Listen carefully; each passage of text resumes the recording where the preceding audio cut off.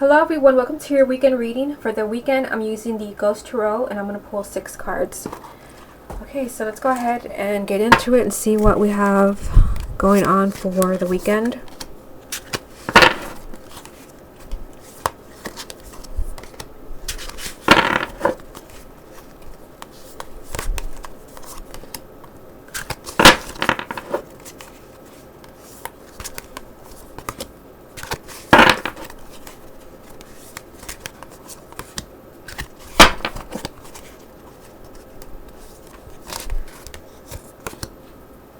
Okay, so the first card and message is the 9 of Swords. Boy, this card has come up a lot. We had this card last week. Ace of Swords, which we just had yesterday. The 3 of, what is that? 3 of Swords. With this deck, it's kind of hard to tell. You have to look really carefully. We have the 10 of Cups, the 4 of Swords, and the Sun. Okay, so give me a moment to look this over and see what really stands out and what I feel the main message is.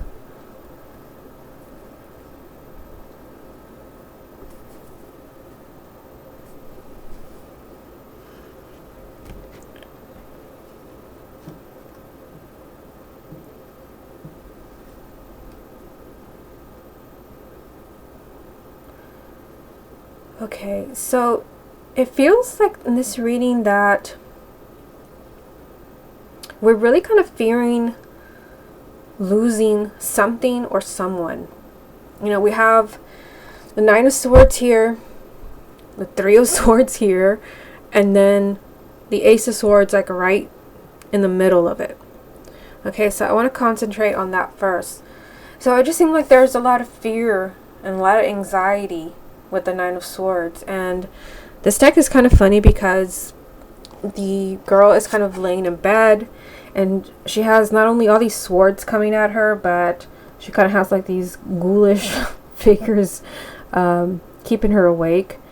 So I feel like we're really kind of scared of something manifesting. You feel like your worst fears are materializing. You feel like you're going to lose something. Because we have the 3 of Swords over here, and that kind of has, it's a similar energy, different card, but, similar energy. It means that you have lost something, and often it means that you've lost someone. Someone has left your life. Most of the time it's romantic, so you've been separated from, you're separated from someone that you love, you've broken up. There's been misunderstandings. And because, the 9 of Swords is here, I just feel like it's anxiety. You feel like you're losing someone. Or you feel like you're going to stay in this place of unhappiness. Maybe there's someone from the past. I can't help but notice, because it's the Ghost Tarot, that the man is kind of holding an umbrella for a ghost. It's almost like you may be focusing too much on the past, on someone who's not there anymore, and this is just kind of creating a lot of anxiety. But we have, the Ace of Swords right in the middle of the reading, so I feel like, yeah, there has to be, kind of a new way of thinking. There, you have to kind of change those fear-based thoughts that you're having, of whether believing that you're not going to find a new partner, or you're not going to be able to heal a relationship, or that you feel like you're losing someone. I feel like what you're fearing is not actually what is happening, but they do want you kind of changing your thoughts. Especially with the messages that we have going on down here. I mean, the 10 of Cups and the Sun. Yeah.